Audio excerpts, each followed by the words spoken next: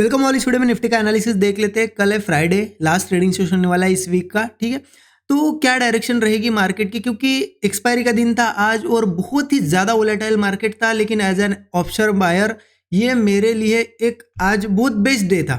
ठीक है, क्योंकि देखिए आज के दिन प्रॉफिट तो बनाया है, एनालिसिस के हिसाब से ही हमने कल जो एनालिसिस किया था उस हिसाब से ही मॉर्निंग में मैंने ट्रेड प्लान किया और इस वीक का सबसे बड़ा प्रॉफिट आज बना है, क्योंकि मंडे, ट्यूसडे, वेनसडे तीनों दिन हमारी डायरेक्शन सही थी। हम सही ट्रेड लिए थे, सही डायरेक्शन में भी गया, लेकिन उतने प्रीमियम्स नहीं बढ़ रहे थे। लेकिन आज के दिन यहाँ पे प्रीमियम बहुत ज़्यादा बढ़े, आप समझ लो ऐसे ब्लास्ट आया प्रीमियम में, इस तरीके से मूव आया आज के दिन। और जो रियल टिपिकल एक्सपायरी डे होता है वो हमें देखने को मिला है आज, जो कि बहुत दिनों से या बहुत महीनों से नहीं देखने को मिल रहा है। क्योंकि ये एक्सपायरी जो आज देखने को हमें मिली है कि पहले इतना बड़ा सेल ऑफ और उससे भी बड़ा एक अप मूव, ये बहुत दिनों से देखने को नहीं मिला है। क्योंकि ये पहले जो होती थी ऐसे मूव आते थे, लेकिन एज एन ऑप्शन बायर ये बहुत हमारे लिए अच्छी चीज़ हम कह सकते हैं। क्योंकि डायरेक्शन कोई भी रहो, लेकिन हमें क्या चाहिए कि मूव चाहिए मार्केट में। वोलेटिलिटी रहे ना, मार्केट ऊपर नीचे रहे, लेकिन बड़े मूव चाहिए। हम एंट्री करें और वहाँ से फास्ट प्रीमियम बढ़े, ये चीज़ चाहिए और वो आज देखने को मिली।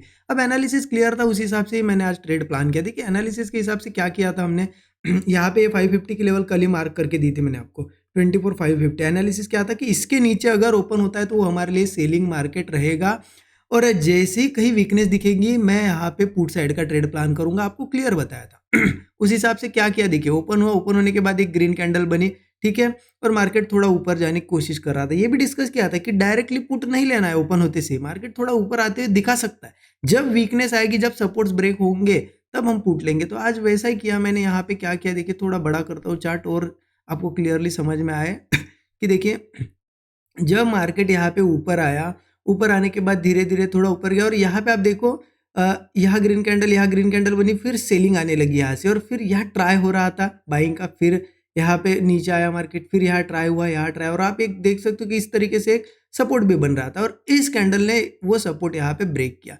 जैसे ही ब्रेकडाउन आया यहाँ पे, देखिए ये ब्रेकडाउन जैसे ही आया, एग्जैक्ट यहाँ पे मैंने ट्रेड प्लान किया और यहाँ पे थोड़े प्रीमियम बड़े नहीं स्टक थे, यहाँ पे थोड़े प्रीमियम, और यहाँ ये जो दो कैंडल बनी थी जब मार्केट यहाँ तक आया था तब बहुत प्रीमियम बढ़े और एग्जैक्ट इस बॉटम में मैं निकला। ठीक है, और वो मेरा डिसीजन आज बहुत सही था यहाँ पे प्रॉफिट बुक करने का, क्योंकि अगर नहीं करता मैं तो 3 घंटे मुझे इस रेंज में मतलब फंसा रह जाता। अगर मैं ज़्यादा लालच करता तो मैंने यहाँ पे बुक किया। और बुक करने का दूसरा भी रीज़न था कि बहुत ज़्यादा प्रीमियम बढ़ गए थे, एक्सपेक्टेशन से ज़्यादा, मैंने एक्सपेक्ट नहीं किए थे इतने बढ़ गए थे इस शार्प मूव में। ठीक है, और उसके बाद देखिए अगर यहाँ पे भी अगर आपने हो सकता है ये तो ट्रेड प्लान किया होगा, ठीक है, लेकिन सेलिंग का व्यू हमारा था उस हिसाब से अगर देखा जाए तो, और एक ट्रेड बना था यहाँ पे, वो आपने अगर हो सकता है जूनियर ने भी कल का एनालिसिस देखा लिया होगा, यहाँ पे भी एक ब्रेकडाउन आया, देखिए यहाँ पे भी बहुत प्रीमियम बढ़े।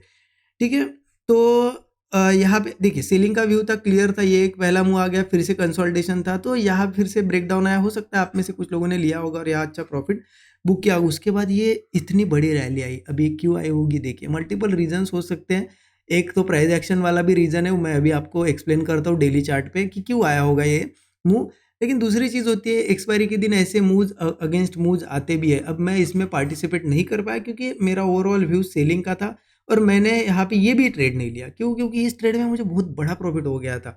इस वीक का तो सबसे बड़ा प्रॉफिट ही था ये। ठीक है, तो इसके बाद मैंने सिस्टम क्लोज कर दिया, ज़्यादा कुछ ट्रेड नहीं किया। ठीक है, आप ज़रूर बताइए आपने आज कॉल वाले इस मूव में पार्टिसिपेट किया या फिर पुट साइड के ही ट्रेड लिए, मुझे कमेंट में ज़रूर अपडेट करिए।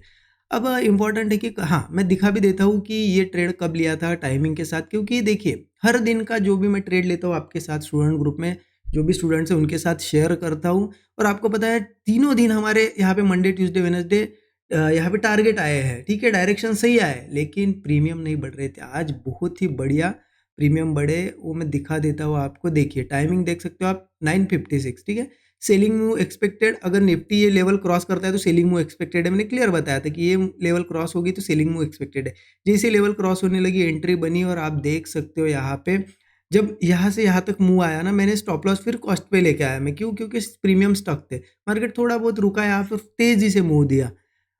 देख सकते हो कितने बजे बुक किया मैंने, प्रॉफिट आप देख सकते हो 10:30, लगभग आधे घंटा यहाँ पे हमें 30 to 35 मिनट इस ट्रेड में बैठना पड़ा। ठीक है, तब जाके प्रॉफिट मिला और एग्जैक्ट यहाँ पे आप देख सकते हो मैंने बुक किया 1031 को, very good move, book biggest profit of the week, clear बता दिया था कि मैंने यहाँ प्रॉफिट बुक किया। और आप देख सकते हो यही कैंडल फिर थोड़ी ऐसी आई और यहीं पे साइडवेज हो गया। तो ये प्रॉफिट बुकिंग भी बहुत ज़्यादा इंपॉर्टेंट होती है, ठीक है। तो ये आज का ट्रेड था। अब देखते हैं कि कल हो क्या सकता है, ठीक है। क्या ये बुलिश रैली आई है तो ये कंटिन्यू होगी या फिर से सेल ऑफ आएगा, तो मैं आपको डेली चार्ट पे ले जाता हूँ और समझाता हूँ।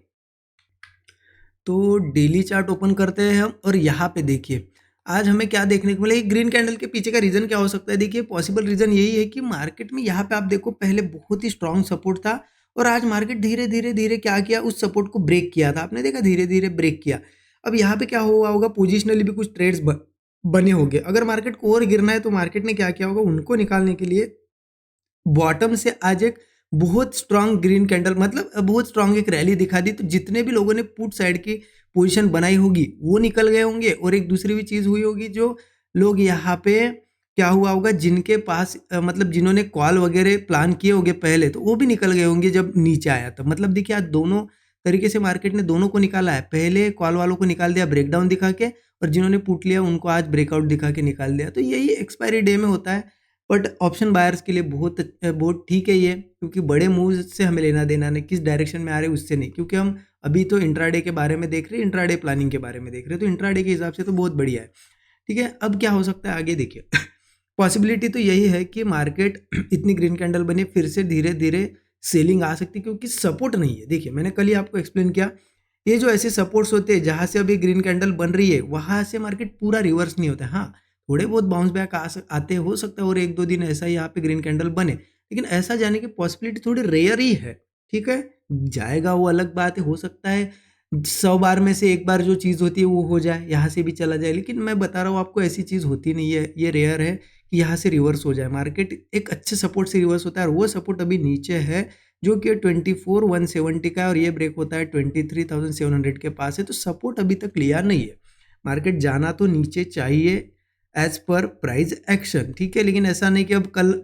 ओपन हुआ बस पुट पे पुट लो कि नीचे ही जाएगा, ऐसा नहीं है। अब पुट लेने के लिए थोड़ा तो हमें वेट भी करना पड़ेगा, क्योंकि इतनी स्ट्रांग बाइंग आई है। देखो ना 15 मिनट पे कितनी स्ट्रांग बाइंग है, आप देखो यहाँ पे देखिए कितनी स्ट्रांग बाइंग है ना। एक रेड कैंडल है इस बीच में, वन साइडेड यहाँ पे 360 से, मतलब लगभग आप समझ लो 300 पॉइंट का मूव आया है, वन साइडेड है ना तो ऐसे में अब क्या करेंगे हम, वैसे में पॉसिबिलिटी क्या बन गई है देखिए, मार्केट गिरेगा लेकिन गिरने से पहले हो सकता है अब यहाँ पे और ऊपर आए थोड़ा। क्यों, क्योंकि इस मूव में जिन्होंने पोजिशनली ट्रेड प्लान किए होंगे, अगर उन्होंने होल्ड किए उनके स्टॉप लॉस कहाँ होंगे, यहाँ बीच में तो नहीं होगा, एक तो इस लेवल के आसपास स्टॉप लॉस होंगे उनके, एक तो फिर इनको या फिर इनको यहाँ पे भी स्टॉप लॉस होगी। तो इनको एक बार अब मतलब हिट करवाने के लिए ऊपर आ सकता है, और फिर जाके हो सकता है गिरे। तो पॉसिबिलिटी है कल यहाँ पे बुलिश ट्रेड भी बने, ठीक है।